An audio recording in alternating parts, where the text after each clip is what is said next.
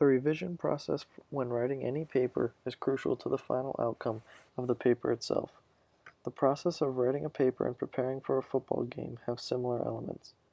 Much like you cannot write a perfect rough draft and expect to receive a 100, the Clemson football team could not have just walked onto the field after no training and beat Louisville. Time and hard work must be put in for both. The process begins with a rough draft. You write and write and write and get every single thought down onto the paper.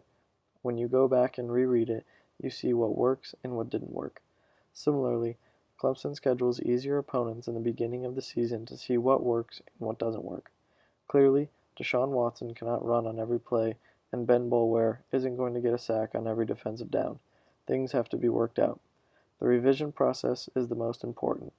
Here is where everything is tied together. There are no loose ends, the introduction is clear, the thesis is stated, the content is full of detail, the transitions between paragraphs are fluent, and the conclusion ends with a mic drop. On the football field, this translates to practice. Drills are run repetitively, a football is constantly in the hands of the players so that no more fumbling can occur. Training in the weight room builds muscle to grow faster and stronger, and finally, plays are developed. One last step to writing your paper is to check spelling and grammar. This is the icing on the cake to prevent anything that would stop the flow of the paper. In the same manner, the right meal is necessary before game day.